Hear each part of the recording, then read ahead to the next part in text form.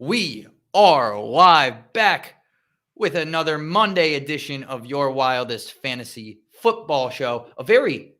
In my case, Cody, your weekend was probably pretty good too. So far, so good. Playing a guy who has Rob Gronkowski, so always nervous when you're only up by 19 that Gronk's going to drop a 20 bomb on your head. But it's a good weekend, good football games, unexpected football games. It was a good time.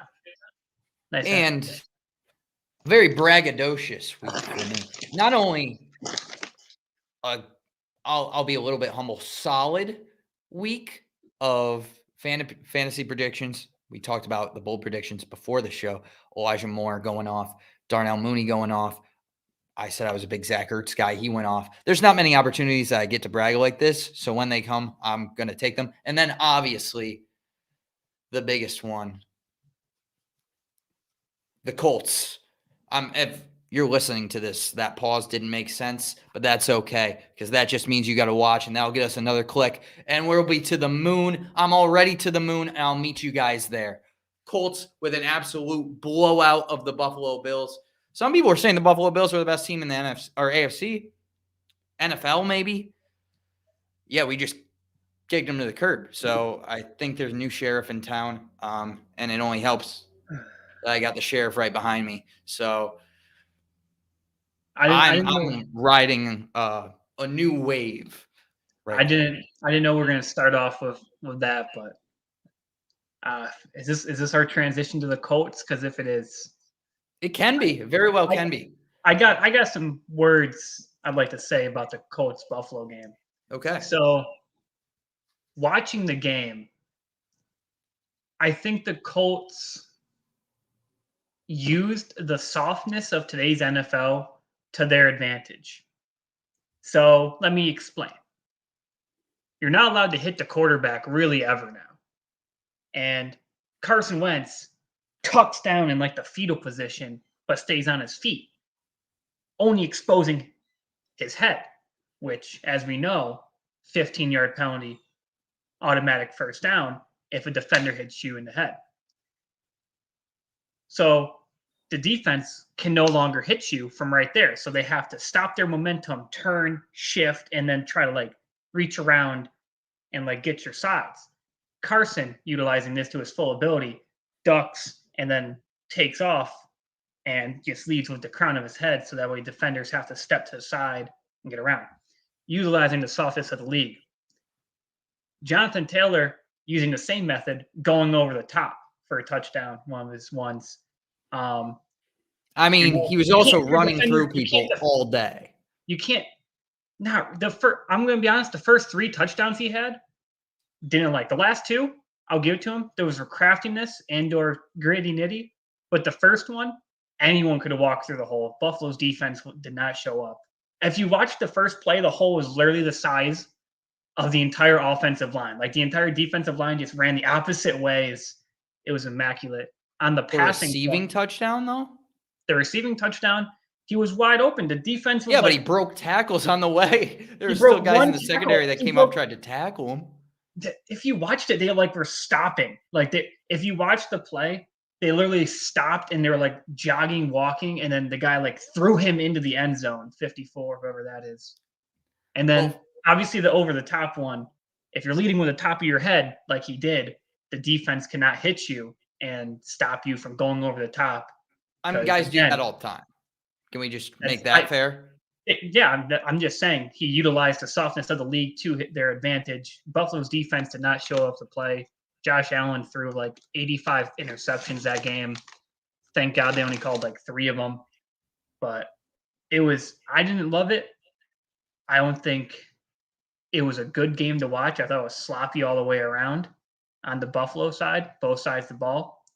But Indianapolis definitely utilized the softness and these frantic rules to their utmost advantage, and it turned out to be just an immaculate, if not GOAT level performance from Jonathan Taylor, dropping a 53.4 bomb. Well, there's one thing that I want to say here. Obviously, like you said, to bring it back to fantasy, Jonathan Taylor, monster day. If you had him, I hope that you won. 32. carries, 185 yards, 4 touchdowns, 3 receptions, 19 yards, and 1 touchdown there as well. I want to go back to one thing you said that I think is a key part of your argument.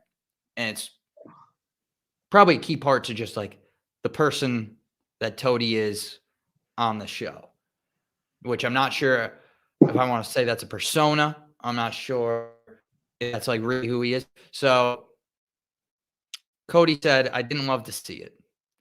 And Cody, I'm going to be honest. I don't think there's much that you love on the show. I don't expect you to love anything on the show because you're the ultimate hater. It's just a pretty well-known fact at this point. When it comes to anything good that is to happen, specifically to me, but maybe more in general, you got to find a way to try to ruin it. And I get it. That's I have a just share in slant. Jonathan Taylor. I benefited from his immaculate day. I'm just calling it as I see it. It was a poor defense and the utilization of the softness of the new league rules. That's all it was. I mean, I benefited from Jonathan Taylor. I benefited from Justin Jefferson. I benefited from Cam Newton. I benefited from all these guys this week. And I'm just calling it as I see it. I like Jonathan Taylor as a player. I said he's the number 1 running back in the league right now. I said I wouldn't trade him for really anyone but Dalvin Cook. I love him. I'm just also going to call it as I see it. If it still happens to hurt your feelings, that sucks. Tough enough. I didn't say it hurts my feelings. It doesn't hurt my feelings. I'm riding a wave that you cannot touch today. There's some days where Cody can get me down in the dumps. Not today. There's no argument that you can put on me that will ruin the mood that I am in. I'm just saying, and I don't even think it's your fault. I think you just did not like to see it, which is something that you said. And that's just kind of twisting your brain to take a negative look at this thing. And that's fine, man. It's just, I don't even think it's you. I think it's more of a subconscious thing. And I understand. I get you. I feel sympathy for it. It's okay. No, it's not so much. I didn't like seeing it just because of how soft everything looked. Like watching the game, I was like, it didn't look like football anymore. I was like, they can't hit you. I thought of that for a couple games, but this one in particular, I was like, they're not hitting him anymore. Like Carson's doing the tuck thing, going in with his head, making it so if they do hit him, it's an instant first down and 15 yards. And Genius. It's a utilization of the weakness in the league, which I didn't like to see. That's why I hate it. Which just seems like a mentally, strategically very smart thing to do. And I think that's just a credit to the organization that we are thinking ahead of the rules, I would say. From a fantasy perspective here, a couple things to talk about. Obviously, Jonathan Taylor. I think one of the things about Jonathan Taylor that makes him so good, and you would probably disagree with me here, is his ability to just break tackles. Like the Colts offensive line is awesome. We saw that they can get a pretty good push on the defense. There's certain places where you see that, whether that be in Indy, whether that be in Cleveland, where it just happens pretty consistently. Right. But then when you get these running backs that can just break through arm tackles and make guys miss, that's when the recipe really comes together for fantasy domination, as it does with Jonathan Taylor and Nick Chubb. Even like, I don't know about domination, but like we'll talk about Austin Eckler later. Like he can make guys miss like no other. So that is something that I look for when I look at top end running backs, and that's something that Jonathan Taylor has. I want to talk about the Buffalo running backs who should probably be shelved and further noticed. So like you got to see something from them, I think, to warrant putting either of them out there. I'd say all three. I mean, Singletary, Moss, and Breida over here, Matt Breida. I don't even know how to say his name. He's kind of coming onto the scene a little bit with just stealing some touches as of late. I don't love this Buffalo backfield right now. Honestly, I think I'm only rostering and starting caliber spot would be Stephon Diggs and Josh Allen and Dawson Knox. Besides those three guys, heavily considering dropping all my shares in Beasley, Sanders, Singletary, and Moss. I get it for, Singletary and Moss. Indy has an insane run defense, second in the league in terms of points for running back. So I get it. Like, you have a rough opponent. But, like, I don't know. It just looks like they're kind of, like, switching people on and off a lot, sort of like New England-esque. We have, like, their multi-heads back there, and it's not leading to great fantasy weeks. So I think I can find better options. And as far as Beasley and Sanders go, their trade value is little to none. I don't think you're trading those guys for anyone worth that's like on a roster. And I think you can just pick up some free agents and they will get you 6 or 5 points like these guys are doing almost consistently. I mean, yeah, these guys have potential to hit double digits for you, but they're not doing it enough that's like that there's a strong argument of like these guys must be on your team. They must be here. Maybe even borderline starting all these guys. Like I'm not seeing it yet, especially the way Josh Allen struggled to deliver the ball. I think they're going to need a week to like regroup and come back. Agree. I think the running backs are very, very touchdown dependent. If they don't score, we knew that from the beginning of the season that their value was going to be very depleted. As for the receivers, I think you might be able to get something if you want to buy or sell on them. I don't think it's going to be anything great. Depends how deep your league is. I probably wouldn't. Not sure I would go to the point of dropping them yet, but it's not looking good, obviously. Moving. Okay. There was a deep guess. I thought something else was coming. Moving on, though, to New Orleans at Philadelphia. Big news here. Jalen Hurts, I just wanted to say, like, he might be the most consistent quarterback in fantasy football this year in a weird way. I know that he's coming off a couple weeks in the teens, but, like, we haven't had much consistency from the top end guys. Like, Pat Mahomes was QB1 heading into the week, and we've covered most of the low games from him. Obviously, the high-end stuff is there as well, as it is with Jalen Hurts. I mean, he ran for a ton of touchdowns this week, put up 30.78 fantasy points with 3 rushing touchdowns. Like, he is going to be one of the safer fantasy quarterbacks. Oh, and not to mention, he plays the Giants, the Jets, bye week, Washington, Giants, Washington, and then if you play in week 18, Dallas. So, like, Right. Schedule is not too bad either. Right. He's currently QB1. The question, I guess, goes, you have not been a huge Hurts guy.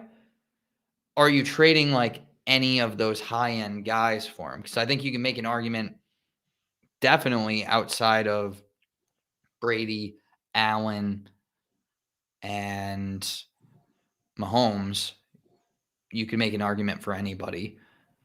But would you trade one of those top 3 for him? I think I would. I would trade. I think Hurts is kind of he's growing on me. I like him more now, but like looking at all the quarterbacks, he is one of the only guys who doesn't have a single digit week. He has 11 as his lowest, and that's not good by like any stretch of the imagination, but that's not losing you a week with, like the 5-point performances of a Patty or this inabsence by Kyler or, Brady's down weeks either. Like I think I'm with you. He could be one of the most consistent guys. His schedule is maybe the easiest in terms of a running quarterback's like dream these upcoming weeks and going into the playoffs. I would love to try to make a push to grab Jalen Hurts if you could. Not going to be easy.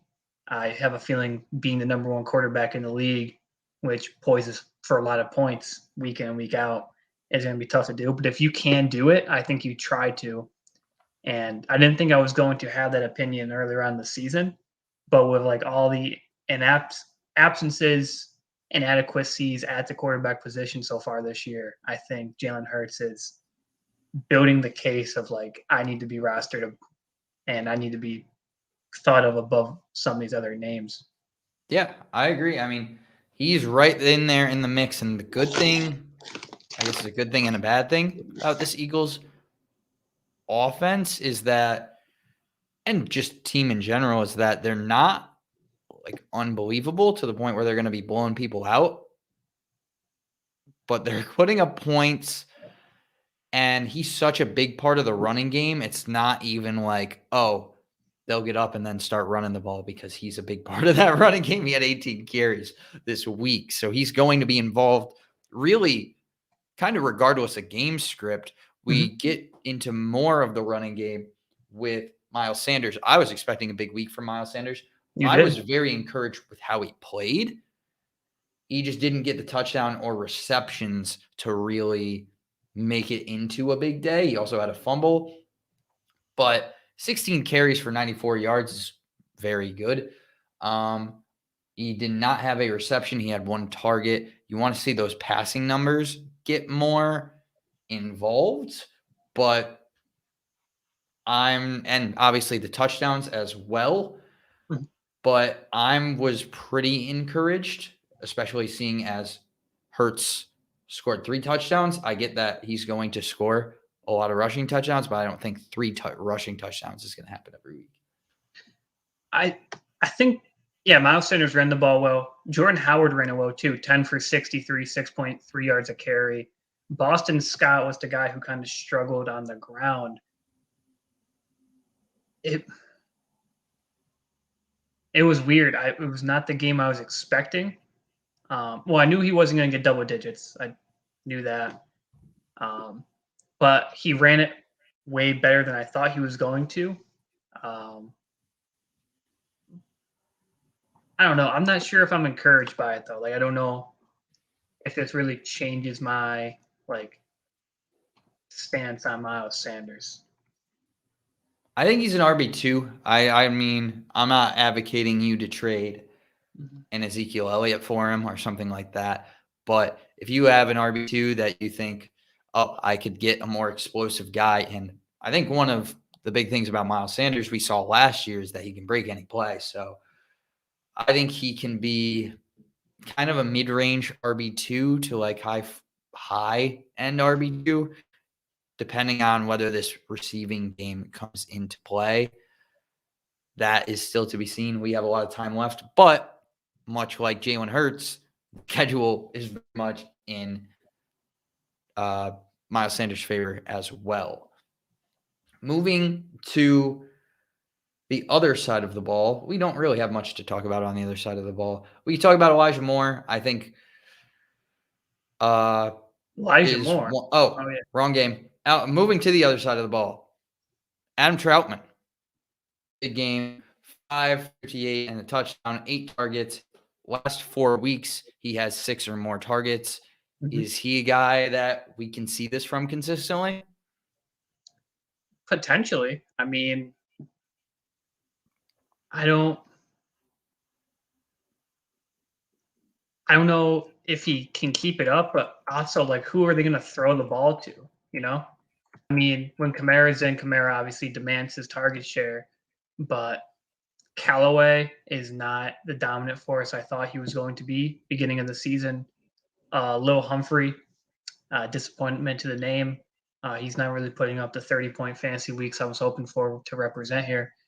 And obviously, Michael Thomas, he said, I'm just going to take the year off and doesn't want to play for them. So took it off, doesn't want to play. So who are they going to throw to? Troutman is the answer. So he's going to get the targets. He's going to get the looks week in and week out. I'm encouraged by it. I mean, it's a tight end, so it's a little bit tougher because it's like, who are you going to sit and hope, that Troutman secures you a touchdown? Because really, the touchdowns what's kind of getting him this week to get you the double digits. But I mean, he's going to get targets. yeah, 6, 7, 6, 8. So next week I'm going to predict for 6 targets, just out of pattern here. But I'm not discouraged by it. I just don't know who you're going to sit to have him be out there. Yeah, it's pretty risky just the with the offense that's in. We Right. think neither of us think that this Saints offense is prolific. Mhm. And they also are not really winning that many games. So, what's the certainty that Trevor Siemian keeps the job and that I they think keep I think throwing it sounds good. to Troutman? I don't mind it as a pickup. I guess if we feel a certain kind of way, we'll talk about it more tomorrow. Mhm. But I'm not like Adam Troutman next start tight end for the rest of the year. Like, you're going to pick him up and you're going to start him every week. Going to Miami at the Jets, I jump started the gun a little bit here with Elijah Moore, who had a Indeed. monster day. 8 catches, 141 yards, and a touchdown on 11 targets. He also had a rush for 15 yards for 29.6 fantasy points. He is 10 plus in every week since week 7.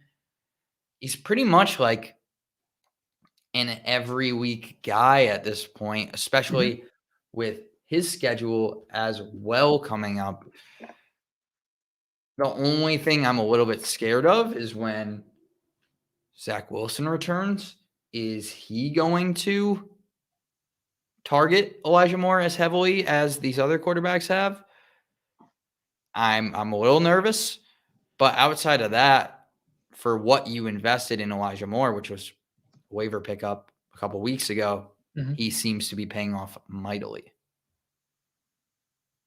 Yeah, for being, I think he has more of a revival on this second half sort of start here. Since to buy double digits, I like it. I think he is a guy who is definitely in consideration, if not a must start flex week in, week out. But again, we have to see how if Zach Wilson even gets the job back, to be honest, how he will incorporate Moore into it, because Moore failed to have a double digit week those first 5 weeks, but he missed week 4 against Tennessee. So first 4 games with Zach Wilson in, failed to his best with 8.7. He did get some targets, but he just was not, either the quarterback was missing him or he was just not catching. I can't remember that far back, but obviously a little bit more of a disconnect than he is having now, in which he's just poising all these double digit 20-point weeks right now. So Yeah, this offense good. was certainly in a much different place when Zach Wilson was here. Mhm. Whether that's, I mean, we know that we both associated with the booth, and LaFleur being a booth guy, we'll see how that contributes when Zach Wilson comes back, whether LaFleur is in the booth or he's on the sideline as well. But this offense seems to be humming along at least a little bit better since that Cincinnati game. I have hope, but I'm not. You'd obviously prefer him to have his elite quarterback who he has now rather than the future of the franchise, debatably, hopefully. I think for Jets fans who didn't want to waste a second overall pick. Not much to talk about from the Miami side. Everybody kind of did their job. Waddle with a big day. He's being pretty much just as safe of a floor guy as anyone, as far as you can trust him to get out there, catch a bunch of balls, get you 10 points. Not much of a ceiling. He did have a big week this week, but more of a floor guy just with how many yards per catch he is around. Michael Carter, though, for the Jets, suffered an ankle injury in this one. He had 7.5 before he left. There's plans to have an MRI on it, which is not the best sign that he's going to be okay, but we will see more throughout the week. My guess is if things do not look great for him, Ty Johnson could be someone that's pretty sought out on the waiver wire. Mhm. You agree? I do agree. I mean, I think Ty Johnson, I know in all my leagues, Ty Johnson's already picked up, but he's only rostered in 18% of leagues, kind of shows the different sort of leagues that you can be in because over 80% of the leagues he's available in. But Well, you're in all those expert leagues. I like to say intermediate to expert. Yeah.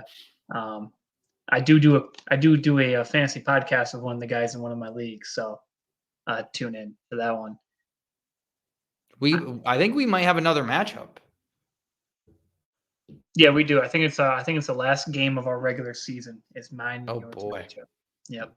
So yeah, I think Ty Johnson has a chance to get like double digits if Carter is to miss any significant time. I hope he doesn't. Hope everyone is always healthy and just comes back to play. But if he does, I think it could be Johnson. I don't know. I don't know if I'm gonna like overly trust it just because Hall got 20 snaps this game. I mean, granted, Carter left, but Johnson and Coleman both got 20 offensive snaps. So uh, it didn't look super encouraging as in terms of like, oh, it's going to be a clear cut job. But I like Ty Johnson. Love the hair. I'm just going to put my eggs in his basket and say he's going to be the guy. Interesting. Yeah. Just the pass catching that they give to the running backs too. Super boost for him. Washington at Carolina. Cam's first game back starting. Cam putting up a good game. 26 points for him. Cody was very much right on that streaming position. And I think I'm just like throwing around the word encouraged a lot. You do. Today. You say that a lot. I just think sometimes you just have to be like, listen, he's going to have good weeks. He's going to have bad weeks. And against Washington, this was best case scenario for Cam. I don't know if encourage is the word I would use, but it was definitely a positive day. Currently, he is quarterback 4 on the week with Tom Brady, arguably the GOAT, and Danny Dimes left to play. So he secured you a top 10 week, secured you a top 7 week at the worst, or top 6 week at the worst, actually. Sorry. So Cam delivered, in Cam fashion, rushing yards, rushing touchdown, as you kind of are hoping for with a guy like Cam Newton, who is not known for being overly accurate, but known for being a guy who will put his feet on the ground and just take off and run. And I think this is exactly what you're looking for if you're going to have a guy like Cam Newton. As we're talking about later on in the show, I'm sure, I like him going forward if you're in 2 quarterback leagues or if you just need a backup to your guy. I like him so much more than a bunch of these other quarterbacks who other people might not like or might not agree with me with, but like the Bakers, the Big Bens, even the Danny Dimes, you can make an argument for Cam to be above vast majority of these quarterbacks out there, just based off his running potential and the fact he has CMC back there that he can just give the ball to CMC and CMC will go for 200 yards on you. So you have to defenses have to play him so much differently. Yeah, I'm encouraged by Cam, but mainly my point was going to be I'm encouraged by both of these offenses. The encouragement is really all the way around. We saw, over the last 2 weeks, this Washington offense be pretty good. Definitely higher than we expected them to be with the struggles that we've seen of Terry McLaurin getting the ball, Antonio Gibson's efficiency.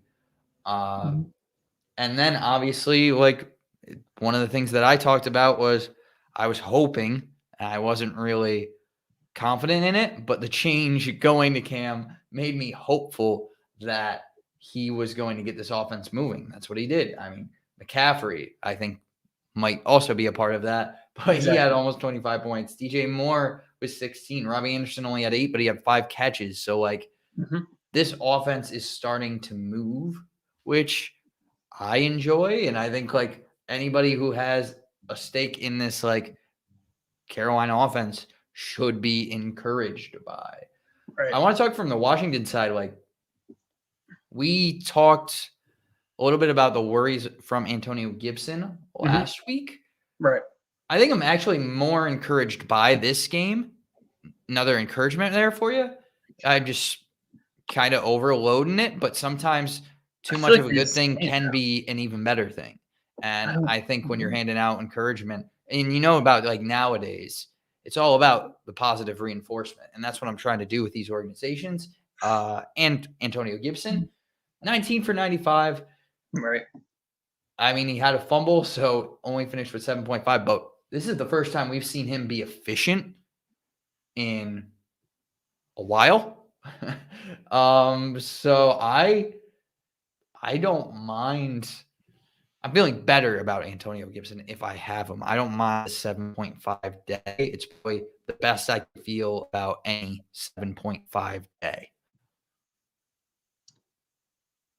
It is encouraging. He did look like he got the wheels underneath him finally.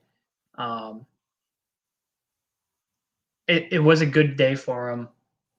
I kind of think that it was in part of, Scary Terry looking like the hopeful Scary Terry owners want him to look. Like, Scary Terry was out there performing. Heineke was out there performing. And I think Gibson just kind of benefited a couple of those times with the defense like shifting a little bit to be a little bit more preventative against the pass than against the rush. And I definitely think he utilized that to his advantage. He did look good, especially against Carolina's defense, which started off as number 1, has declined a little bit in the past few weeks, but still a top 5 defense against a run. Yeah, and they have Seattle up next, so it could be very interesting to see if they can keep that up against a team right now that is not where they want to be, to be nice. Detroit at Cleveland. Speaking of places you don't want to be, yeah.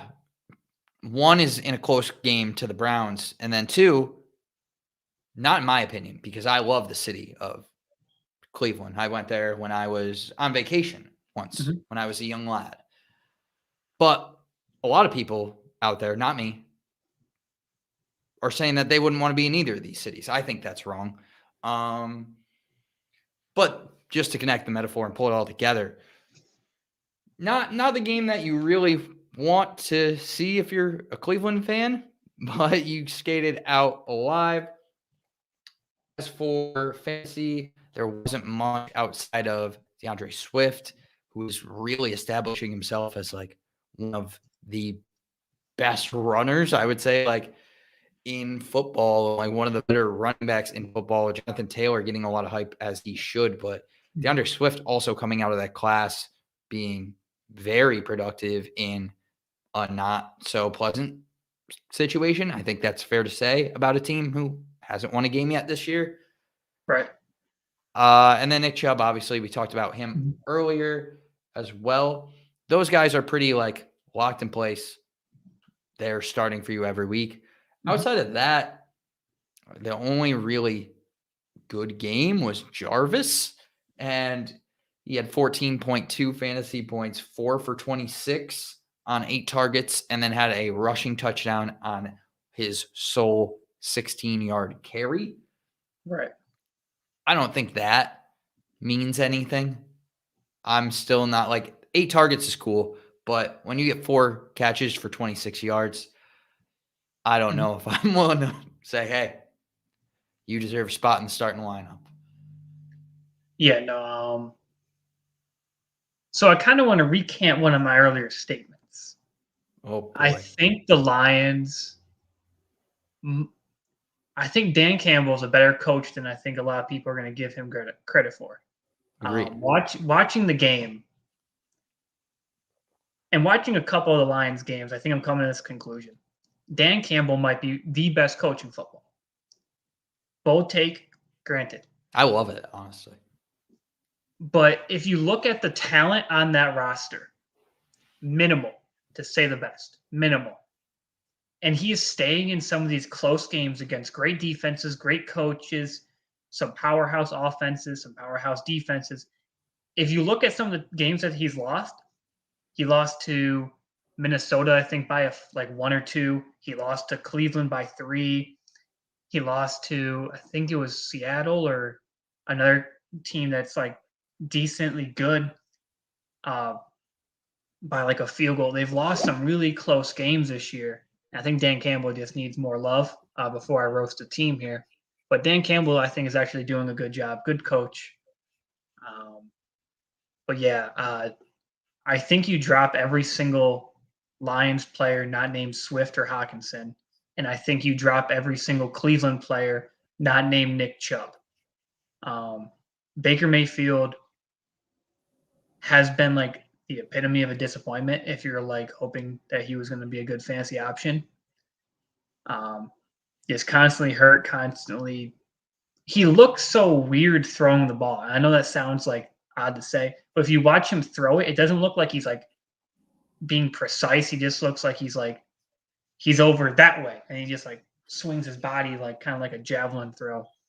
And so, not like what you want from your quarterback to look like. And Jarvis, like you said, 4 catches, 26 yards. You need a touchdown. Like that's terrible. You either need 12 plus targets and to nail in like over half of them and still get a touchdown to get you a double-digit week, or you need that, little loop around trick play rushing touchdown, which you're not going to get week in and week out. So Jarvis is not a guy that you must have on your roster. So honestly, if it's not Nick Chubb or Kareem Hunt when Kareem Hunt's healthy, I don't want you. And if you're not DeAndre Swift or Hawkinson, I don't think you need a spot on a roster. I think you can find better players on better teams. I agree. I agree 100%. I was going to throw the Kareem Hunt name in there. So I'm Kareem glad Hunt's that injured, so I like left him out, and I was like looking, and I was like, I should probably like mention him. Deontay Johnson's also an interesting one, just because he is. If Nick Chubb is to go down, Deontay Johnson, or sorry, not Deontay Johnson, Dearness Johnson. Sorry, Dearness Johnson obviously can drop a nice double-digit 20-point bomb for you, but I figured that'd be on a case-by-case basis. If you had Dearness Johnson, you're not going to drop him. Just because you see the 20-point weeks. You haven't seen good weeks out of anyone else on any of these rosters. Yeah, and Kareem Hunt expected to practice this week. Mm-hmm. They said that they're looking to hopefully have both him and Jack Conklin, who plays right tackle for them, next week as well. So good things if you are having stock in Kareem Hunt. And I think just like in this offense in general, that means that they should get moving more. I'm still holding out hope for DPJ. I think that he could get some more looks. Obviously did not play in this game. And I think that's what worries me more about the Jarvis situation, is that he was really the guy in this one, and there wasn't much to come of it. So that's the only guy I would kind of like throw as a bench stash flyer guy. I think that there's upside there. Obviously haven't seen it yet. If there's other guys out there like Sterling Shepard or something like that, or some of the waiver guys that we talked about last week, then sure. But I do like Donovan Peoples-Jones depending on who is on your bench. And specifically when we talk about that, we can talk about the Jaguars wide receivers, because none of them deserve to be on your bench. Another just like bad, I would say just a bad week for the Jaguars offense. Right. James Robinson was the only one in double digits and did not necessarily perform what we come to expect from him. Right. 12 for 29 and a touchdown that really salvaged his day. 2 receptions for 9 yards as well, 11.8. So more of the production on the San Francisco side of the ball, but not necessarily from the people, or maybe should I say like person you would expect. Debo had a solid day. Brandon Ayuk had the big game here, Right. 21.5. Yeah, I missed that one. 7 for 85 and a touchdown, 7 targets. But a lot of people were expecting the big game from Jeff Wilson, and he did not perform. 19 for 50. Got a lot Right. of work. Couldn't Mhm. see it material. There you go. You got it. Materialize. Bam, baby. You on fire. 1 reception, 8 yards, in addition to the rushing totals, 6.8 yards. Right. Lots to talk about here. I'll There let is. you choose where you want to begin. So, just on a personal note here, I was offered Jeff Wilson and Mitchell for some upper level talent in a couple leagues. One in particular that we're in together. Kept getting offered that guy, and glad I didn't. I didn't want to anyway, but I I'm disappointed in the San Francisco backfield, and I think I'm going to stay away from it permanently. Um, Even if Mitchell comes back and he is the sole guy, just the fact that they're playing Jacksonville, who is like 20th in the league against the run, which should lead to a decent day at least, to barely crack above 5 points is discouraging to say the least, especially when you had two wide receivers go off, like to keep the pressure on that side of the field, like to keep the pressure back and like how the defense have to play off of you to still have, and you're up this much to like not even get some give me yards. Like I'm just so discouraged by this team. Like the team's running backs, obviously Ayuk and Samuel killed it. I don't think you're discouraged if you're Samuel for getting you above 15 points. Obviously, if you had Brandon Ayuk, loving the 21-point bomb. Kittle, I think it's a decent day for Kittle. I mean, double digits is double digits for a tight end. But yeah, I think I'm just going to roster the wide receivers and tight end from San Francisco this year. I think I'm just going to permanently stay away from this horrendous backfield situation. I'm fine with Mitchell if that's the situation you want to have. Now, I think it's a little bit more clear that Jeff Wilson just isn't the clear handcuff. Speaking of Debo, I think a lot of people would say, oh, 15 or 16.4, sick. He probably had like 5 or 6 catches, solid day. He had 1 catch for 15 yards, only 2 targets. Where he got his production was rushing the ball. He had 8 carries for 79 yards and a touchdown. So I just wouldn't feel as good about my handcuff situation, which I think can play into it when you're talking about those second-rate running backs or those RB2s. Like if I had an RB2 or was in the market for an RB2, I would probably want one with a good handcuff. That would be where I would focus before I focus on another one where the situation is a little bit more muddled. And I feel like I keep that pretty consistent. I get like Austin Eckler's good enough where it's Austin Eckler. You're not trading Austin Eckler for another running back. Like earlier in this year, I'm going to go back on what I said.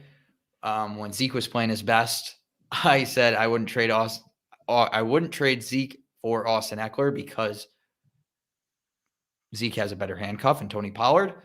I think the talent with Austin Eckler has shown that he's surpassed Zeke as far as like a fantasy asset to the point where I would much rather have Austin Eckler now. But when the talent is comparable, I would say even like Miles Sanders, Jordan Howard situation. I would rather have like a guy with a clear handcuff or a guy that I know their backup is going to get more points. Right.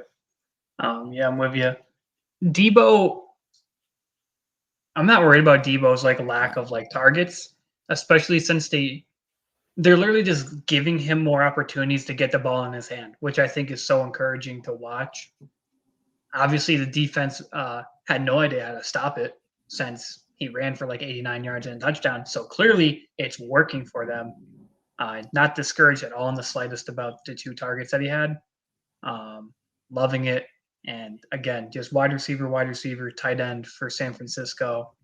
For Jacksonville, I really think I'm just rostering James Robinson. I understand keeping Jones and Chenault on your bench if you really want to, because again, Jacksonville's going to have to pass the ball, but they're out of the must start flex conversation for me until proven otherwise. Yeah, I want to going back to the Debo thing. I don't think it's discouraging for him at all. I think it's more discouraging for the backfield. But I agree with you on the Jacksonville side of the ball. It's tough to get behind anything besides James Robinson. Would not panic on James Robinson. Feel really good about him as long as his health stays on the right side of things. Yeah, he's kind of a back end RB1 right now. So I feel fine about him. Right. Going to this game, which I wrote wrong, and I apologize, Cody, because you do not deserve that. No, I don't whatsoever. Because it was a hard-earned win for the Minnesota Vikings. We beat Green Bay, baby. We went out there, we stomped the mud in on them. The team that beat the undefeated Arizona Cardinals can't trump the Minnesota Vikings, baby. And you just can't give Aaron Rodgers the ball with time left. And you guys stuck to that method and did what you got to do there. Exactly. Now, some would say that's being afraid of Aaron Rodgers. I wouldn't say that, though. I think it's playing smart football. I would say we gave Aaron Rodgers so many chances to throw the football that he just knew what was going to happen if he did complete the pass. The answer being he just can't complete a pass in Minnesota, baby. Just can't do it. Yeah, some people would say they dropped 31. Aaron Rodgers put up a great day. A lot of people would say things like that. And to those haters, I would say 385 yards, 4 touchdowns is literally nothing when you lose the game. What would you say to those people who say he also had 21 yards rushing? Right. I would still say 400 yards from a quarterback doesn't mean a thing if you're going to lose the game. So what I would say to those people is, maybe just don't doubt my Vikings. Bleed purple and gold like the rest of us. Support a winning franchise like Minnesota, who just breeds nothing but just hard work, nitty-gritty defense. To hold Green Bay to only 31 points, immaculate, in my opinion, humble opinion at that. Yeah, I absolutely loved watching the game. The big three, JJ, Cook, Thielen, all dropped a 20 bomb for you. I thought that was great because, JJ dropped 37. My bad. Let me take a step back here. 37, but still 20 bomb would be underneath. You got what I'm saying. Just a great day for those guys. Great win for real football for Minnesota too. Much needed, much deserved. About time we finally win one of these close games. Like you said, if there's any team that knows about winning, it is the 5-5 Minnesota Vikings, and definitely not the 8-3 Green Bay Packers who just lost because they just lost. And this league is a what have you done for me lately league. And what have the Green Bay Packers done lately? Lost. They've lost. It doesn't matter if you win every game but the Super Bowl if you lose the Super Bowl. Okay? That's all I'm going to say. We'll leave it at that. If you lose the Super Bowl, you lose the Super Bowl. Was this game the Super Bowl? Could be. Who knows? I'm not going to say it wasn't. That's all I'm going to say, but could have been. Could have been. On the Green Bay side of the ball, fantasy-wise, Aaron Rodgers, we didn't dismiss his day right now. Devontae Adams, though, had a pretty good day, or did he? I mean, 30 points. I'd say he had a good day if you had anyone but Justin Jefferson. Obviously, I don't know why people hate on JJ. People try to get rid. people try to offer. If you have Justin Jefferson on your team, let me just take a step back here. People are going to offer you just some god awful, some shitty gritty trades. Like what? Like Like what? a Tell DK, them. like a DK Metcalf who got you 7 points. Justin Jefferson got that in 1 quarter. All right, just gonna point it out there right now. Dropped 37 on the day. People are gonna be like, "Hey, I'll give you Devontae Adams for Justin Jefferson." You say no straight up, because as we just saw, head-to-head matchup, Justin Jefferson got you 7 more points. I'm not a mathematician, but I think it's better to have 7 points in your side than down 14 points on their side. Because if you do the math, 37, and then give them 37 and you get 30, that's a 14-point flip. That's not what you want if you're going to win games. So you just hold on to Justin Jefferson for everything that you got. Hold on to Thielen and Cook too, if you can get them. Obviously, putting up 20 points with a guy who also put up 37 is immaculate. You didn't see A.J. Dillon out there putting a 20-point game up, and Devontae Adams only dropped 30. So obviously there's still more points to be had, and he just couldn't grab it. So I think you're more encouraged by the Minnesota side than anything here. MVS, I think, was the real shocker. It was for me watching the game. I said, how, why, what are we doing? What's going on? What the heck is this? Someone stop this man. Hit him. We didn't do it. We didn't hit him. But I think that was an encouraging sign if you're a Green Bay fan.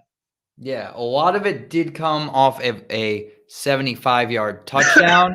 So I'm not – he did have 10 targets, which is encouraging, but I'm not – my guess is I'm not going to say, hey, you need to pick up MVS on waivers right now, tomorrow. He might be on the list, but I'm not sure that he's going to be near the top. He's more of a speculative ad. Like if you're gonna have a Jacksonville guy, I think you might as well make a conversation for MVS. Doesn't have to be a serious one because it is only one game that we've seen this so far, but I still think like we saw him get 10 looks. Granted, they had to throw because Minnesota's just a superior team, so they had to throw to keep up. But I don't know if you're going to see 10 targets every day. But I think it's definitely a guy worth like looking into. Because if he only snagged 4 of these balls and got you 22 points. So he snags in another 2 balls that could potentially be a 30-point bomb just with how explosive he ends up being. So definitely an interesting guy to add. I'm not sure if I'm going to bring him up on the waiver wire tomorrow. You got to tune in and see. But yeah, not a must add, but definitely an interesting day. Agreed. Going to Baltimore at Chicago. The Bears. That was maybe the first time we got to correct Bears. Right. I meant that for the Ravens, but I mean, it is what it is. So Okay. Yeah. I think that's close enough. Close enough, The Ravens. Nitty gritty day, dude. Had a bit of a shitty situation going on. Lamar Jackson out, Yep. illness, and a lot of people poking fun at him. A lot of people saying, oh, Lamar's got the shits. Lamar can't, stomach it. Making a lot of puns about the just uncomfortable situation that he's going through. Right. And to those people, I say, hey, buddy, have you ever had the shits before? Once. What? Twice. 3 times. I've been in some tough situations with my stomach problems fairly well documented. And although I had the opposite problem, I don't think that should take away from my credibility when talking about this. If you had a stomach issue, would you want people to just talk about it on the internet saying, you have the shits, you have the shits, hey, you have the shits? That's not what I would want. So let's try to understand what Lamar's going through right now and understand that what do we do when we're on the bathroom? We look at our phones. Lamar is probably on his phone all the time, reportedly, and is seeing all this stuff. I'm always scrolling through Twitter on there, scrolling through Instagram on there. You know how much he's seeing about people making puns at his expense. It's a tough one. It's sad. And I think we just all need to give Lamar maybe a metaphorical pat on the back right now and the support that he needs. So I'm not entirely with you there. The dude's about to be making $23 million next year. I think if we're going to pay him that much money, we can pick on him for being sick. Like, we're paying him money. Like, I don't know how many jobs you've ever had, but I've had a lot of jobs. And if I took a sick day, my employers would always pick on me. They'd be like, "Oh, what you got? Got the runs, huh? Just afraid of a little work? A little scared, huh? Don't want to go clean some toilets today?" And I'd be like, "You're right. I don't."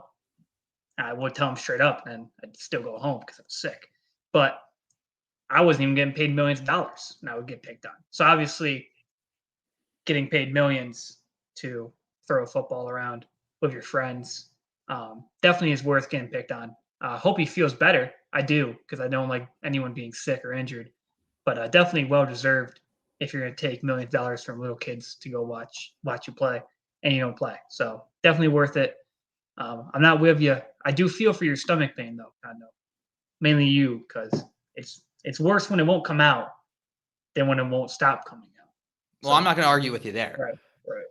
But I don't disagree that a lot of people will say stuff about it. Right. But I just want to be one of the good seeds that says, "Hey, Lamar, my arm is outstretched over his." Just imagine Lamar Jackson right here next to me. It would be a little bit weird if he was just like shitting on my floor, but just I can't bring this into the bathroom. Like, "Hey, Lamar, I'm getting a little distracted. It'd be hard to talk to him while he was shitting on my floor, but I feel for you, man. Like, I understand. Yeah. And I'm not going to pick on you at this time when you're shitting on my floor. I'm also not going to clean it up. So you're going to need to get somebody on that. Maybe that's where the millions of dollars comes into play. But I'm not going to be the one to pick on you because Right. I'm going to be the bigger man in this situation." Right. And we talked about how I am bigger. Right. Lamar's only 6'2". Kondo is in fact 7'5". So for those of you who didn't know. But back to football, Mark Andrews is quarterback proof. No matter how junky his quarterback is, whether it be Lamar or the great late, Huntley out here, he's going to get you double digits. I like Mark Andrews. Probably one of the most, besides Travis Kelce, probably one of the most sturdy guys in terms of just being able to deliver for you.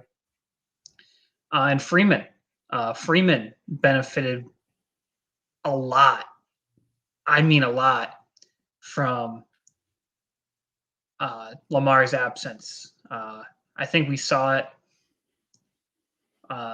when this is his first 20 bomb of the season. So obviously, I'm not going to point fingers, but there seems to be a disconnect with the running back quarterback situation that's stopping Freeman from just exploding like this, pun intended, week in, week out. Yeah, if you look at the numbers, you see that he has 6 catches. Lamar not throwing to the running backs as much. That was a big part of the day for Devonta Freeman. Right. Of course, it comes after the week where we say we want no part of this Baltimore backfield. Still don't. Of course it does. Mm-hmm. You're intrigued by it. You're happy about it if you're not us and have Devonta Freeman in any of your leagues. And he might be out there. He's out there in 30 or in 67, 66. He's rostered in 33.8% of leagues. So 66% of leagues. Right. So he's still out there Mm-hmm. and may, unfortunately, make another appearance because we know what it's going to be. If he does make an appearance on the waiver show, it's going to be starting running back.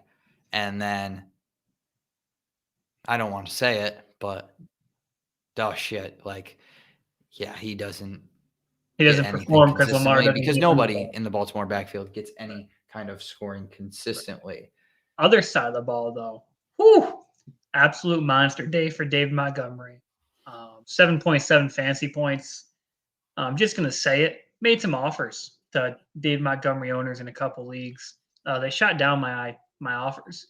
But Dave Montgomery got outscored by every single guy that I offered to trade away to the Dave Montgomery owners. So all I'm saying is just because a trade looks bad, names are deceptive.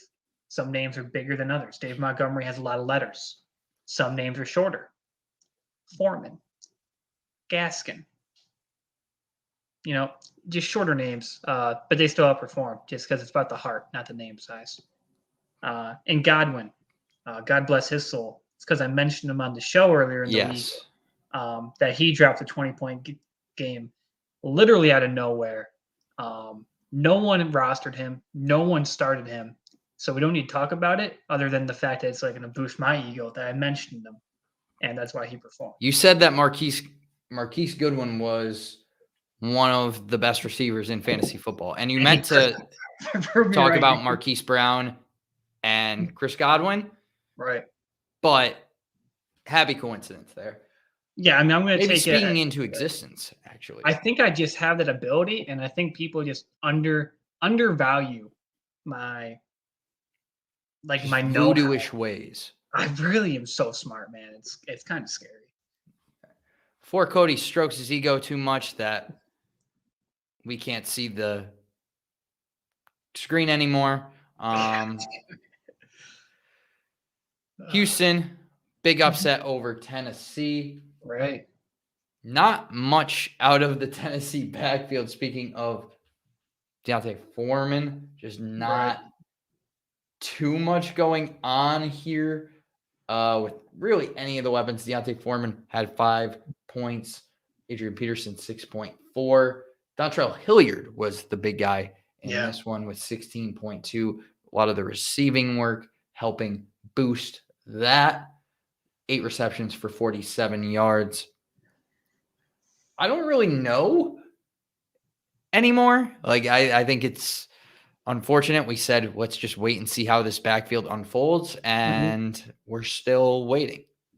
Yeah, so I'm just gonna take a bold take here and say you don't need to roster any of these running backs and put them in your starting spot. You can roster them, but they don't deserve a starting spot yet when they put up 5 points. So we talk about Adrian Peterson. Adrian Peterson got you underneath double digits every week. Nichols was out. He got you underneath double digits when he was in. Talk about Foreman. Foreman underneath double digits since we started talking about him. So truth of the matter is we don't know absolutely anything about Tennessee whatsoever. And if I'm being real bold, I don't think you need Brown on your team anymore. I don't think you need to put him in the starting spot in which he was getting. You don't think you need him when you say on your team anymore? It makes it sound like you should drop him. I don't. You definitely need to take him out of the starting rotation, and you put him on your bench. I don't think you can make an argument that he might not get double digits rest of the season. I don't know that I would make that argument, but technically you could. You could. A.J. Brown, both receivers for each team were very disappointing. Yeah, terrible. A.J. Brown, 5 for 48 at 9 targets, though. Right. Finished with 9.8 fantasy points. I think the big thing here is that for the past 2 weeks, he's been in and out of the game with injuries pretty frequently. And that's annoying and very frustrating. I understand they had x-rays done today and he was negative, I believe. So encouraging for next week at least. I honestly think a little differently than you here. I think this is a good buying opportunity for A.J. Brown to the point of, I guess you could get burned by the injuries that keep repeatedly popping up, but you're never going to get a lower price on him than you're getting now. He's had 3 weeks in single digits. We see what the upside can look like with these monster, he had a 27.3 point day. He had a 31.5 point day. We see that the upside is there. And I would be interested in buying into that if I can get it for an attractive price, which you're going to get it for more of an attractive price right now than you could get previously. Like, I think the best time to have gotten him was after week 5 in Jacksonville. So week 1, 14.9 points with a touchdown. Week 2, 7. Week 3, 0.3. Missed New Jersey's game. Jacksonville, he comes back, gets 6.8. That would have been the perfect time to buy him because after that, he went 16, 27, 31. And now he's just dropping again, down to 9, 3, 9 again. Injury concerns have been following this guy like a shadow the entire season. You can find a guy he's missed one game he's missed. Wide receiver 32. You can find a guy, he does have 78 targets on the year. Antonio Brown's no longer there. Derrick Henry's no longer there. You can make an argument, like they're not playing this year. Sorry, not there as in Julio Jones is no longer there. Yeah, that's who I meant to say. Anyway, you can make an argument like he's going to get a lot of targets. Those targets are going to be worth something. That would be true if he's going to play. And he's going to play healthy. We haven't seen him play healthy in a few weeks now. And he just keeps getting more and more banged up as the season goes along. Being the only option on your team puts like a weight on you, both figuratively and literally, when the defense will just go clamp you up with double coverage if you're a wide receiver, when they don't have to worry about a Julio Jones or a Derrick Henry to like compensate for you like being so good. Now, when you're the only target out there, makes it so much harder. This is the first time he's played in the NFL without Derrick Henry. And so now like literally all the pressure is on him. So it's kind of like being a rookie again and being expected to carry this team with like the sudden shock of like you used to be able to get open because of Derrick Henry. Now you have to get open without Derrick Henry. And I think he gets the targets. Yeah, that's great. But he's not delivering. I mean, if you want to risk it and keep him on your team and like put him in, week out, like go for it. But I think you can find a guy whose floor is a little bit higher.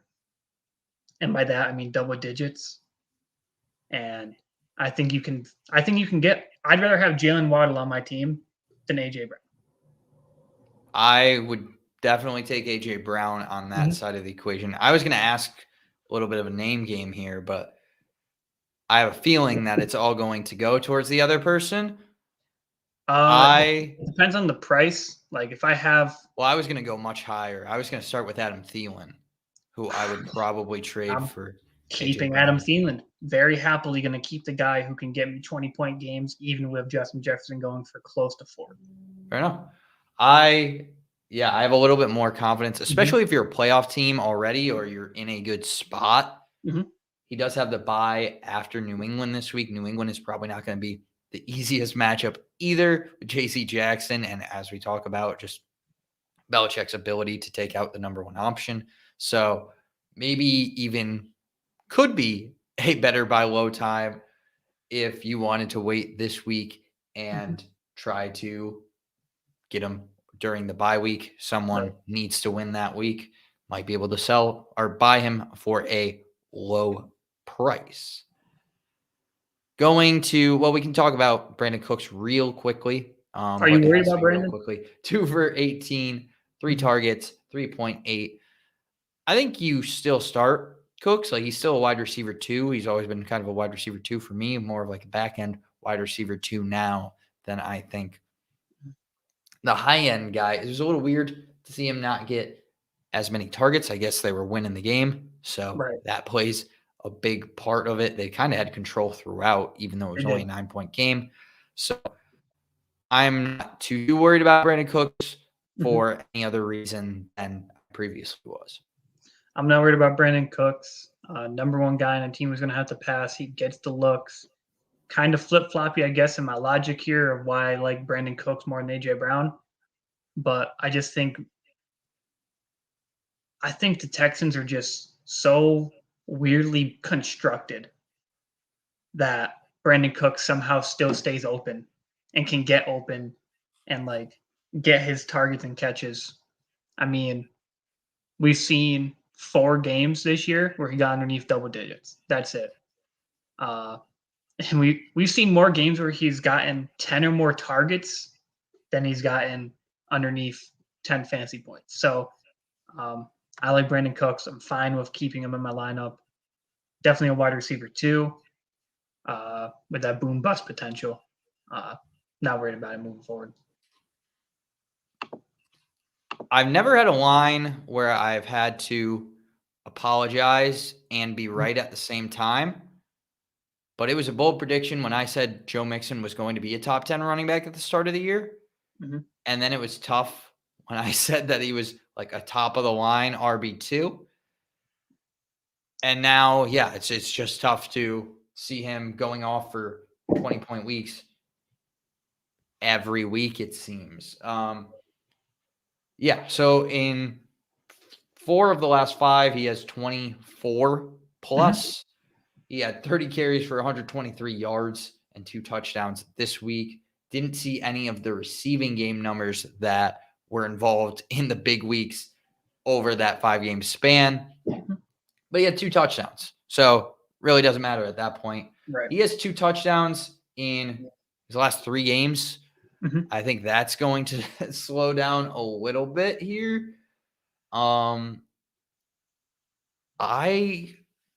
Joe Mixon's an interesting one. He's like a very interesting case for me because he's up here amongst the best of the best at running back right now. And I think he's going to be good, but I'm not sure that he's the RB1 that I would want for the rest of the season. Yeah, I'll break it down for you real quick, Kondo. Don't worry, I got you here. He's not the RB1 you want. He's the RB2 you want. They played Las Vegas. Las Vegas is pitiful against the run, so you kind of knew Joe Mixon was in for a good day. They obviously had a lead, which carries over to giving the running backs a lot of carries. Just garbage time touches, as they're called by everyone in the entire organization. I'm fine with having a guy who can get garbage time touches like this because you are on a good team. And he's going to get these garbage time touches more games than he's not going to get them. So he's the RB2 you want, not the RB1 you want. But if you have him on your team, you're happy no matter what. He's not – he has a touchdown a week, basically. If you, like, look at the breakdown, he has a touchdown a week, and they had their bye week already. So over a touchdown a week, 11 touchdowns, 10 games. So I don't think that carries over. At the end of the season, I don't know if I can say, yeah, Joe Mixon, 17, 18 touchdowns. I don't want to say like stops completely just because he has been on a tear, but like to like expect him to get a touchdown week in and week out, kind of ballsy to say. I have a quick one for you. Okay. Joe Mixon and Samaje Perine for Alvin Kamara and Mark Ingram.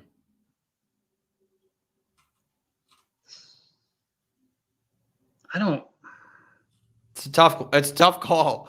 But if we're calling him an RB2, then I feel like we gotta go with Kamara, right? I like Kamara because Kamara is, currently running back 10 and he's missed 3 weeks. So Kamara all the way. It's just the injury. So it depends if you're in a win now situation or if you're in let it ride sort of situation. Feel what I'm saying? Yeah, I get you there. Mark Ingram has done pretty well, but yeah, I would agree with you, especially, I don't know if it's this week or next week. Joe Mixon has the Chargers coming up. 2 weeks. He plays Pittsburgh again this week, and then he plays the Chargers the following week. He already played Pittsburgh once this year. He got 10 points.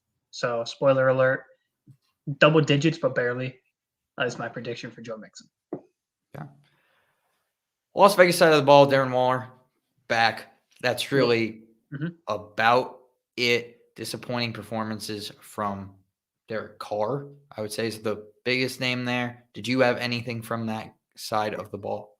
Yeah, Edwards. I think Edwards might just be droppable at this point, and I didn't want to say it just because I thought he was sustaining some productivity with three wideouts earlier in the season, and now with the loss of Henry Ruggs, I was like, oh, poised to have a good, even bigger share of the offense. No, complete opposite, just complete dud. Like third time this year, I've trusted someone in my lineup, and they put up a dud for me.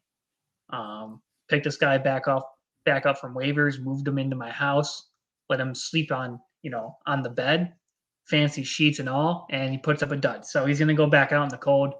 Might even fly him to Alaska, just kick him off up there, just so he really realizes just how much he fucked up. I'm fucked up. There you go.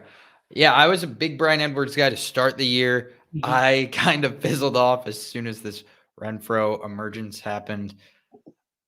Yeah, I mean, Bryan Edwards has been.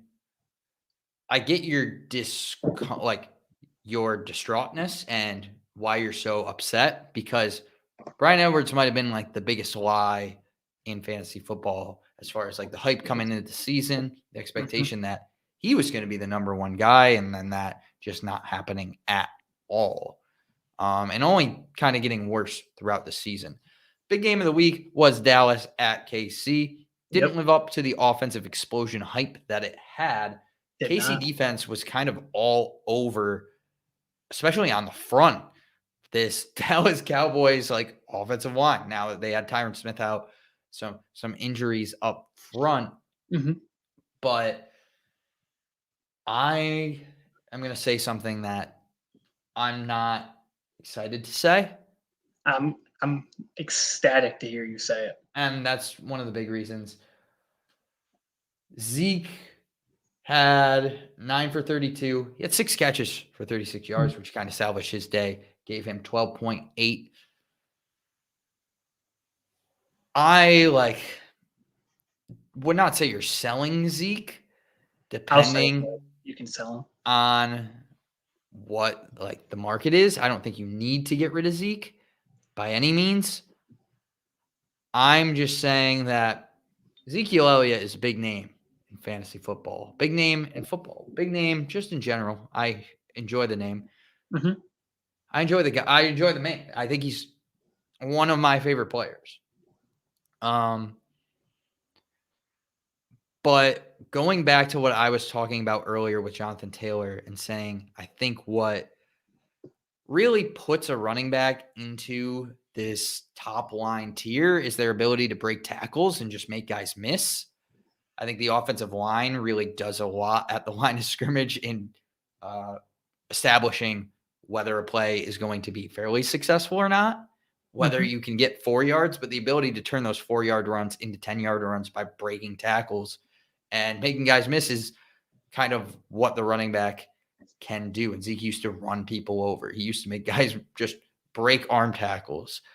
And I just don't see him doing that anymore, at least on a consistent level. I see him grinding out 4-yard carries. I see him being pretty consistent. Obviously, over the last 2 weeks, or 3 of the last 4 weeks, it has not been that consistent. I think that's in part because this running game does a lot for the offense, but I'm worried about Zeke as your RB1. That's one thing that I can say where I was not previously as worried about it. I think that this offense is good and they're going to score touchdowns, especially as the schedule eases up a lot. They have Vegas, who Joe Mixon just scored 2 touchdowns against.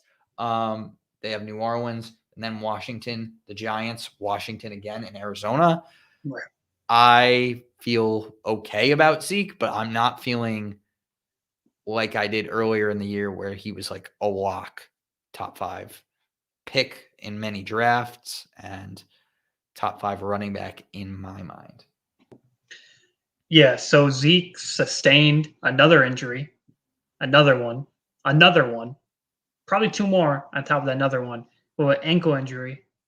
Got his ankle landed on when he was getting tackled. Do you happen to know how much Zeke weighs? Kind of, I know. But I think wondering that's a little bit of a personal question. I don't like to 200 get into that. 225 pounds. The only reason I'm bringing it up is your ankle is kind of fragile. You have small bones down there. It's kind of flimsy, whimsy, nimsy down there, if I do say so. 225 pounds is a lot of weight on it, especially if you're using momentum to cut and put all of your weight onto one foot and like suddenly snap your foot another direction. It's a lot of weight. The fact that this isn't the first time he's had an ankle bang up kind of worries me a little bit. I might be looking to move Elliott, but again, it has to be for someone good because he does have an easy schedule coming up.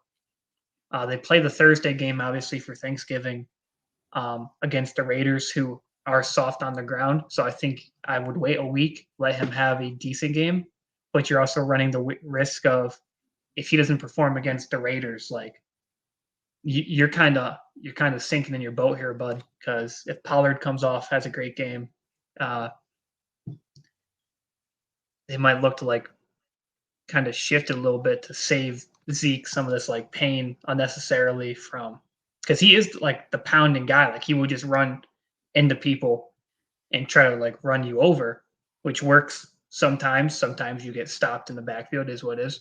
But like he is the powerhouse guy, and I don't know if he can keep doing that if he's going to be as injured as he is. A little bit concerned for his health and well-being. Yeah, I'm just concerned with that Pollard keeps getting more involved and it becomes more of a split with the health situation as well. I still think Zeke is an RB1.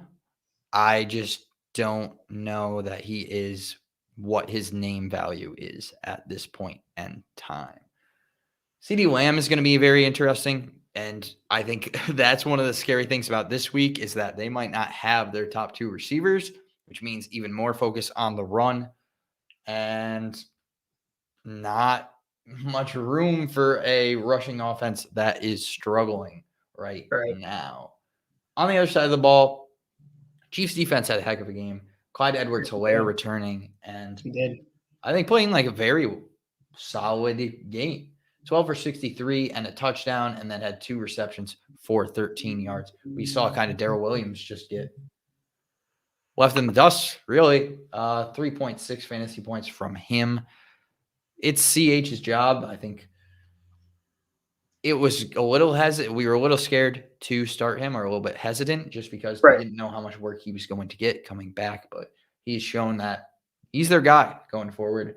And they kind of showed, especially in the beginning of the game, a little bit of a focus to run the football too. That is encouraging. They have a bye next week, but after that should be a lot more kind of RB2 level performances from CH. Yeah, I'm with you right there. CH looked great. I think it's back. I mean, so CH looked really good. They did give him an emphasis on getting him the ball early and often to try to get him acclimated back to playing again, which I thought was a great job by Andy Reid. I'm fine with it. I love CH. CH is an upper tier RB2 for me. And with all these injuries that we're seeing so far this year, is in contention to slide into like RB, 12 by the end of the year, RB 11, so potentially being an RB 1. Just with injuries and how lackluster some of these other big name running backs have been looking as of late, and I'm encouraged by it. Encouraged by Tyreek and Travis. Patty Mahomes was my little question mark bubble frowny face that I put in my notes here, Kondo. That's tough. Patrick Mahomes, only 7 fantasy points for him. Mm-hmm. No touchdowns. I mean, if you don't score any touchdowns, it's going to be a rough day for your quarterback. Amen. I mean, you're rocking with Patrick Mahomes because of what he could do last week. Mm-hmm. So you're sticking with him as your quarterback unless you're trading for another top of the line guy, which is going to be hard after a 7-point week. Exactly. It's kind of tough to really say anything outside of that. Yeah. I was discouraged by Patty. I don't think it's going to happen, but the fact it's happened so often this year does make me a little bit more wary about trying to find a guy to trade him for. If I could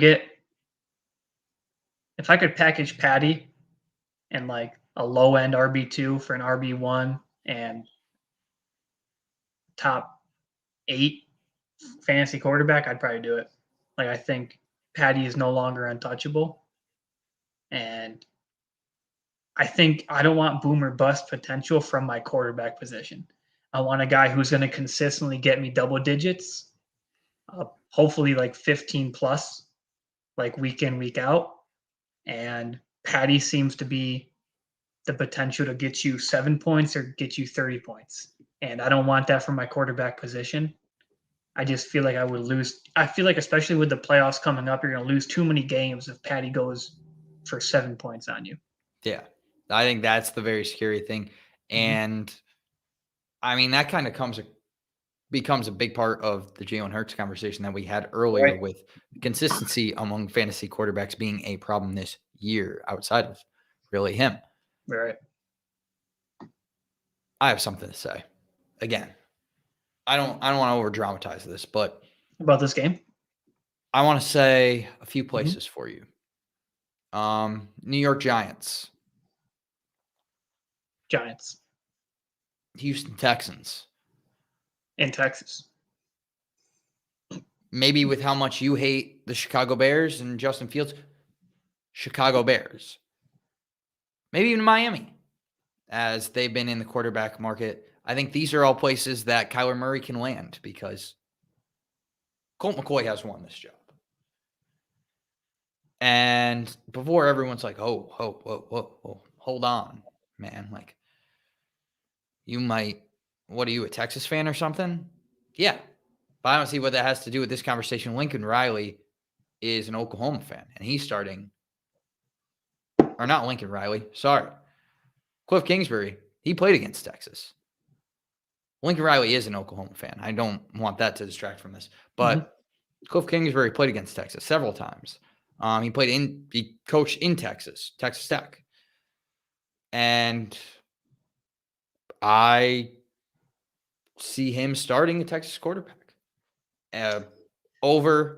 potentially over Kyler Murray. Now, this ankle injury, you know what? Like, it's probably real, but there could be a chance that it's not real, that they're just like, okay, like, let's just say this guy is an ankle injury because we don't want it to be a big story that Colt McCoy has taken his job. And I'm not willing to dismiss that point yet. Okay. Colt McCoy putting up a good day, though. Almost 23 fantasy points for him. 22, Zach though. Ertz with a big day as well. Zach Ertz and James Conner.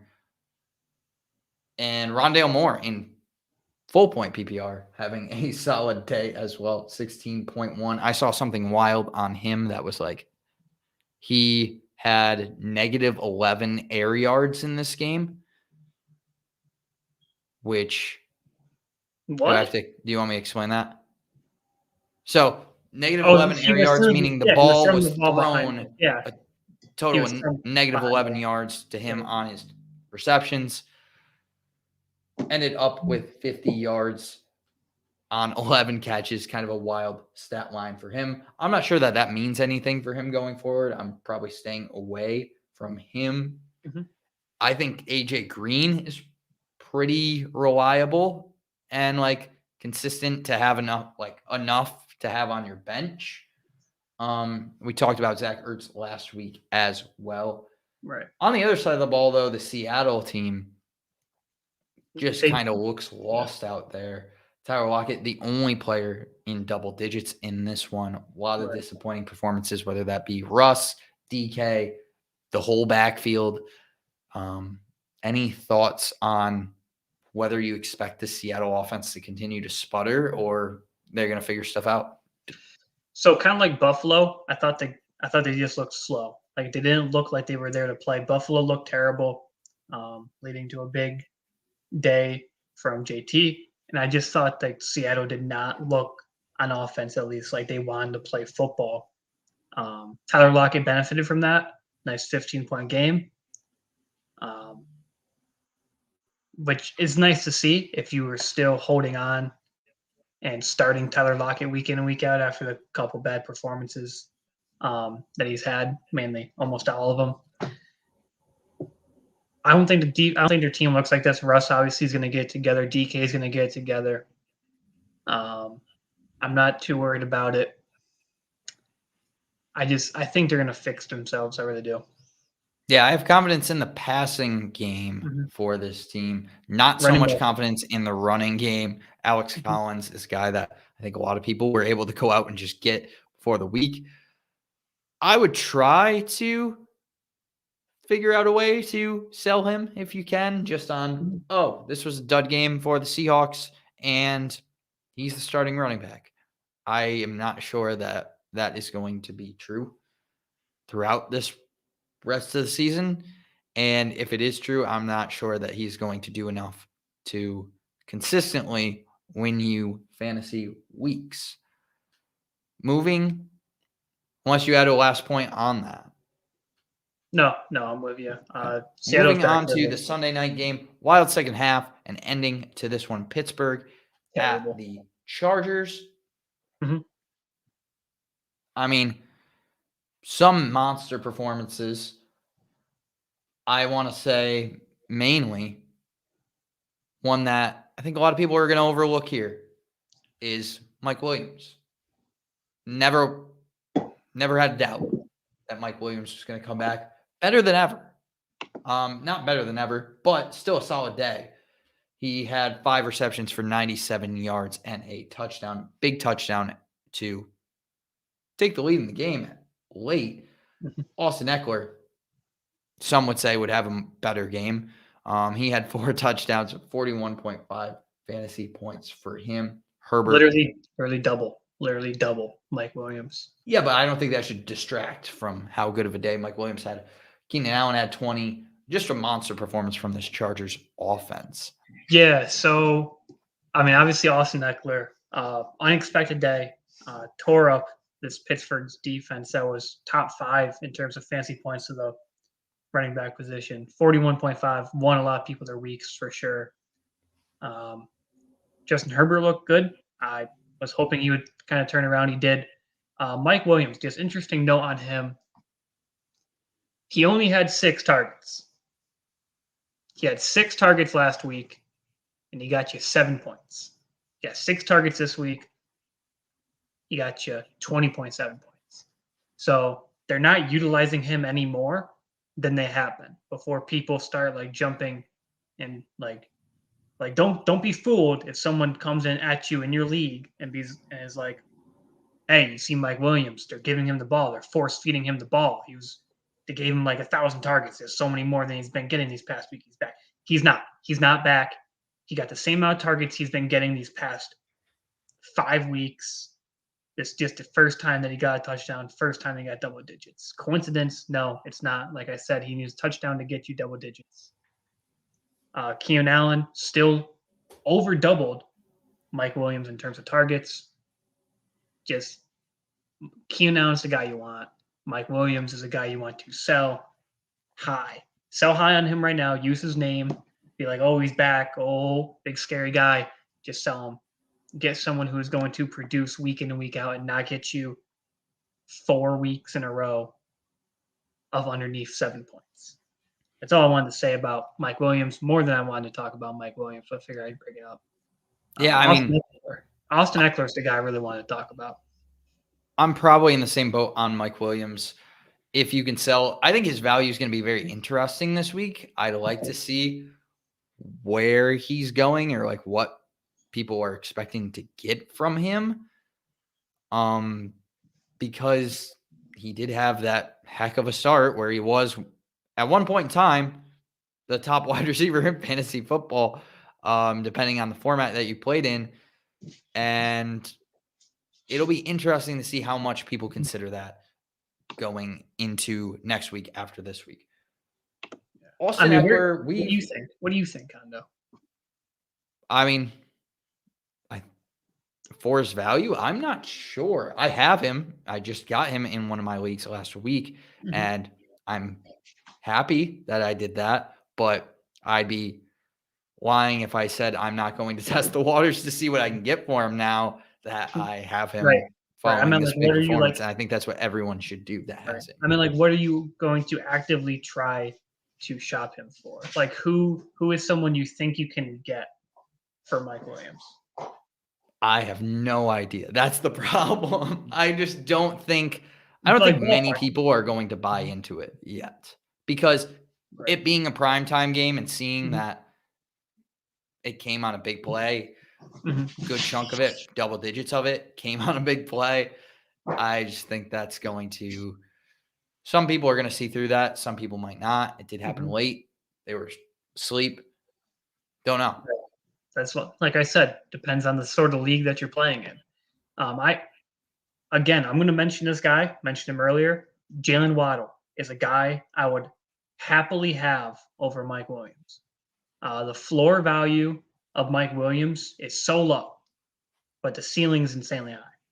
But Jalen Waddle's floor value pretty high, considering what Jalen Waddle is. Double digits, I'm pretty sure, in almost every week. His ceiling's just also kind of low, but he's not going to lose you your week. He's just going to like secure you double digits at a position that you're going to want double digits from, and not 5 points, 3 points, 2 points, no points, like Mike Williams for the past 5 weeks here. That's a guy that I kind of like if you are going to shop him. I know it's not the sexiest name. I know it's not a boom guy like a lot of people might be looking for, but it's definitely a safer option and definitely a guy I think you can grab just based off of name value for Mike Williams and lack of respect on the name of Jalen Waddle. No, I agree. I think that is a interesting name to go get. Right. Is there anybody you wanted to talk about specifically for the rest of this game? Yeah, Big Ben needs to just like retire from being a quarterback. Big Ben, respect to him for like being around this long, but his immobility and his inaccuracies are like starting to just shine more than like the good parts of Big Ben. Big Ben is a genius back there. He knows how to, he understands defenses. He's been around long enough to like have seen almost every defense. He'd make a way better quarterback coach than a quarterback, just because if you look at the successful quarterbacks now, they're mobile quarterbacks who can evade that first sack, that first hit. Big Ben like tries to push people off like this. Can you do that again just so we can No, I can't. see it? No, can't. Why? What? Is there an I issue? there's just if I do it 3 times, it's a flag. So yeah. But Big Ben, like, he hurt his team. I think he hurts his team more than it helps them moving forward.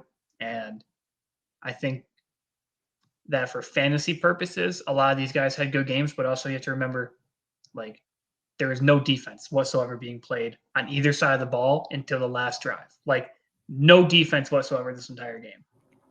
And that kind of played a huge part in Big Ben looking like he had a good day, when in actuality and watching the game, it was not Big Ben like making magic happen like he used to. And it was just more of like the defenses on both teams were like, let's see if we can score 70 points this game. And bada bing, bada boom, they did. Yeah, I mean, I don't have the adamant Big Ben hate that you do. It's not I a hate. I suppose. respect him for like knowing everything. But I just think like he's hurting the team more than he's helping with the inaccuracies, the immobility, and like kind of the set in his way sort of mentality that he's going about playing. It's not helpful to the organization, especially when you have young talent on your team like Diontae Johnson, Najee Harris. You have some interesting defensive pieces in TJ Watt. Like, you have a team that should make the playoffs and get some playoff experience and get some big games under their belt.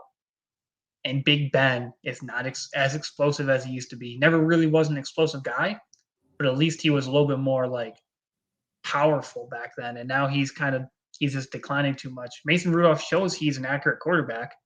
Like, give him a chance to be out there. Okay, Mason Rudolph should not be on a football field. It's too dangerous for him.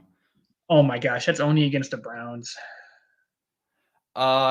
Big Ben with his best fantasy performance of the year. Not that should hopefully matter for anybody, but yeah, I think that was more of a defensive loss last night. If you give up 41 points, that's tough to recover from.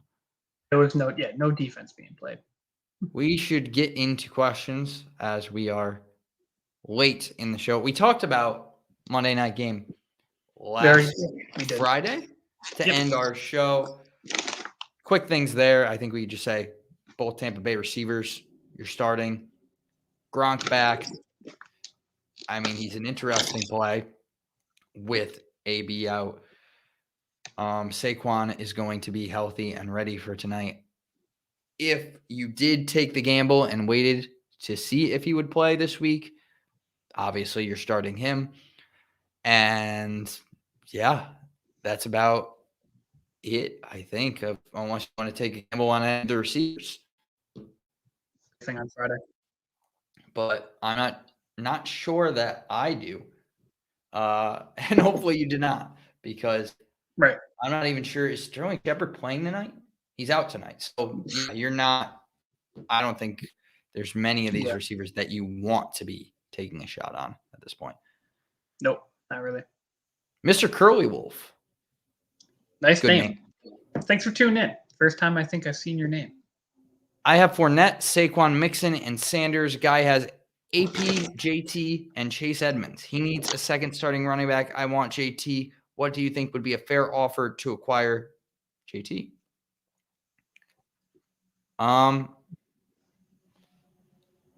You want JT? You need to give up JT's the number one running back in the league right now. And you're going to have to give up two of those guys. Well, I think that's what he's kind of insinuating by putting up. And honestly, I think probably say your two best, man. A Saquon and Sanders or Mixon and Fournette. That's kind of. I would probably. What would you lean there? I wouldn't lean either, just because I don't think he's going. If the guy has Jonathan Taylor, do drop 50. You need to pick a better week, or you need to butter this guy up wicked. Because what would you try at least? You'd have to go Mixon and Saquon. You'd have to. I don't think you need to do that now. I mean, so you think Sanders, who is in a legitimate committee, is good enough to swing you to get Jonathan Taylor? I mean, this guy's Adrian Peterson and Chase Edmonds, two inactive guys. Adrian Peterson non-existent, Chase Edmonds injured. The guy needs it depends on what situation this guy's team's in. Does he need to win the next 2 weeks? Jonathan Taylor, or the next 3 weeks, Jonathan Taylor has a bye week. I think you might be able to buy him, depending on the team situation. I would probably go Fournette and Mixon as my two. If I could get rid of that, if that's the two that I could choose, those are the two that I would go with. I think those are the two that you have to go with.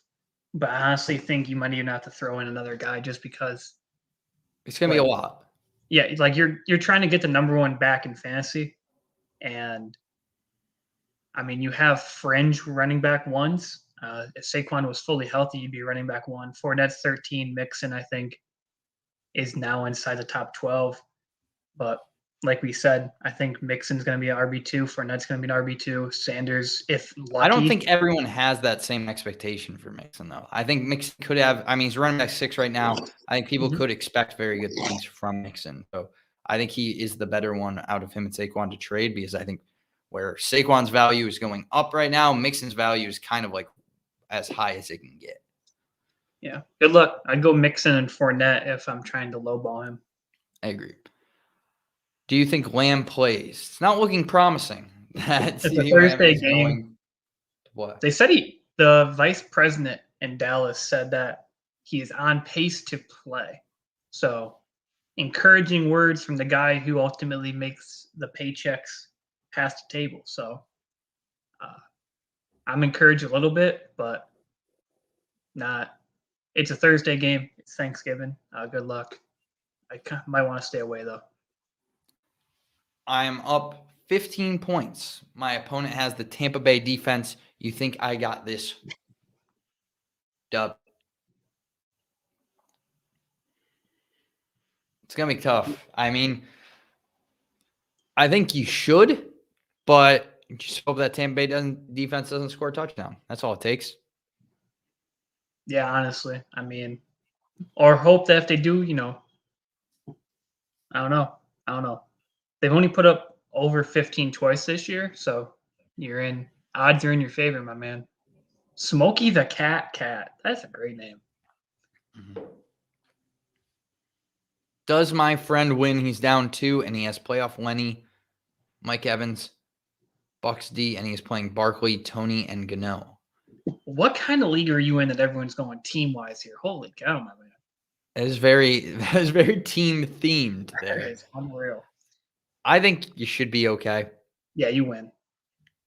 You win the game. Or he wins the game, sorry. The second take extra's bold take He said, right. I was close, said wide receiver 10 for Waddle. He's wide receiver 11. And Monday Night Football hasn't been counted yet. We've had a lot of close calls on the show, and I feel for you. Second take extra. Good one here, I think, is maybe the most important comment from the show. I don't want to rate the comments too much, but why would anyone give up Monty for Gaskin? LOL. Come on, Cody. Wait, what? Why would anyone? You said that you tried to trade Gaskin for Montgomery. Oh, I threw him in with a bunch of people. I'm just saying that Gaskin. Okay, but who were the people? Can we talk about them? Because I think you said that you need to drop one of the people. Oh, I said Sanders and Gaskin for Montgomery, both of which outperform Montgomery. But you just said you were going to drop Emmanuel Sanders. Yeah. Just because he's bad for my team doesn't mean he's going to be bad for their team. Yes. People do hate selling low. I think everyone hates selling low. Everyone does, my brother. Everyone does. Yeah. Trade Elijah Moore for Ayuk and A.J. Dillon. Don't do that. We don't know that A.J. Dillon is going to play this week. I think he's going to, but it's only going to be one more week. Elijah Moore and Ayuk have season-long value. Right. I think at least we hope they do. I don't see that expectation being as high or the upside being as high for A.J. Dillon for the rest of the season. He could definitely have a role even when Aaron Jones comes back, but I don't see him having the same season-long value as Elijah Moore and Ayuk. I wouldn't mind trading Elijah Moore and Ayuk for like an upgrade somewhere, but I don't know if A.J. Dillon is that upgrade that I would want. He's not mine because he's only going to be here for one more week.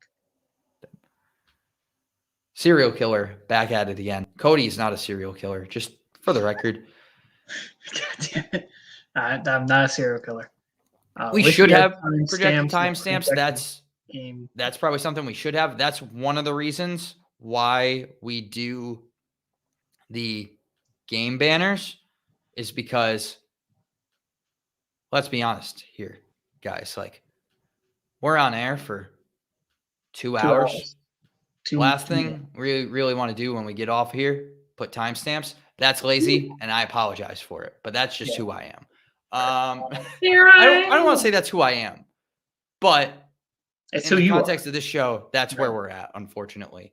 So that's why we try to put the banners up when we're talking about the games, so then people can scroll through and at least see when we change those banners and see what game we're talking about there.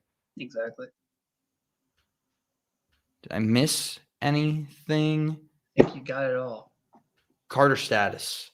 Michael Carter, MRI. We should learn more probably by the end of the day, if not by tomorrow. Andy Dalton playing helps Allen Robinson. I think it helps Darnell Mooney.